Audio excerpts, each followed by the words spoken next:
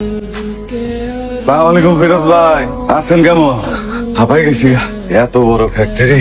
সকালবেলা ফজরের নামাজ পড়া মনে হলো ভাইটা কেমন আছে, কি খায় না খায়, বাইরে একটু দিয়ে খায় আসি। তোর বাইরে খাস কি? 3 দিন পর রুটি কলা দিয়ে যায় বেশি করে। জিজ্ঞেস করেন রুটি আর কলা, রুটি কলা, ভালো কিছু খাওয়াইতে পারো না? ভালো কিছু দিতে চাই তো, কিন্তু ভাইজান তো রিস্ক পছন্দ করেন না। মিথ্যা কথা ভাই। ভাই বিরিয়ানি নিয়ে এসেছি, দুই ভাই মিলে এক লগে খাবো। বেশি করে লইছি, আপনি পরেও খাইতে হবে। আইসি হইলো টেলিভিশন তো দেখে, ইলেকশনে মাত্র 3 মাস বাদ। আপনার দলকে তো আপনারা মিলে গেছে, মনে রাখে নাই। মনে রাখছি আমরা আর আপনার পরিবার। আপনি কিন্তু ভাই বিশ্বাস করেন আর না নো বলি, এখন আপনি নো বলি।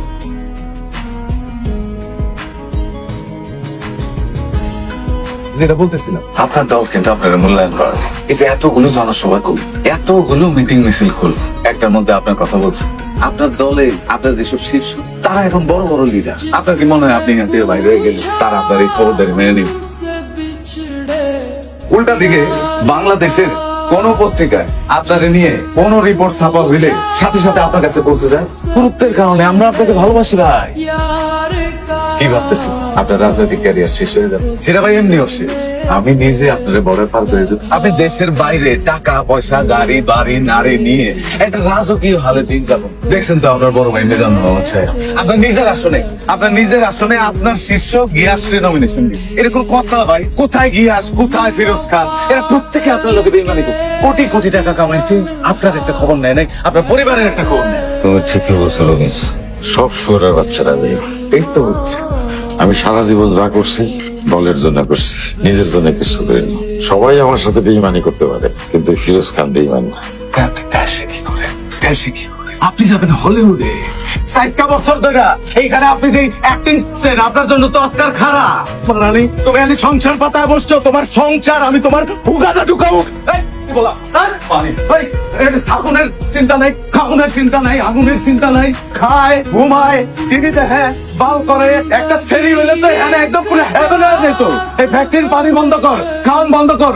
খাওনের কষ্ট হইলো সবচেয়ে বড় কষ্ট। খাওনের কষ্ট না দিলে এই আলাপুতে কথা বাইরে হইব না মুখ দিয়া।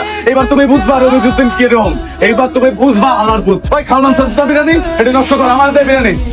ভাঙবেন ভাঙ, তুমি রবিজুদ্দিন ছিল নাই। এত বুঝায় এত সুন্দর করে কইলাম যে ভাই তুমি নিজের মুখে স্বীকার করো, তারপর তোমার বিদেশে পাঠায় দিব। ডিস্কো করো, মানে তারপরে ডিস্কো বুঝে না। এই বিরিয়ানি আমার একটু পরে খাওয়া লাগবে না, আমি খামো। এবার তুমি বুঝবা কত দানে কত চাল, তুরা, কুচ, কয়লা সব তুমি বুঝবা। খাবে নে বিরিয়ানি খা। মুখ গুঁড়ো, তুমি মুখ গুঁড়ো। নিচে বল, তুই কুত্তা, নিচে দেখা। আরে বিরিয়ানি খাবি ফিরোজ খান সাহেব? এই কুত্তা খা খা। ভাই ভাই ভাই ভালো মানুষ ভাই, আমার সময় আছে ভাই। এটা থাকলে মরে যাবে কে ভাই? পানি বন্ধ করে দিচ্ছি, খাওয়ান দেবো না। তুই আমার চিনস না ভাই, আমি তোর ভাই লাগবো। কত কম ভাই, একবার শিখে বলো কথাই ভাই। সব বন্ধ কর, পানি মানি না খাইলে হালাপুতে ঠিক হয়ে যাবো। ময়লা উঠকে থাকবো, তারপরে হালাপুতে বুঝবো রবিজুদ্দিন কি।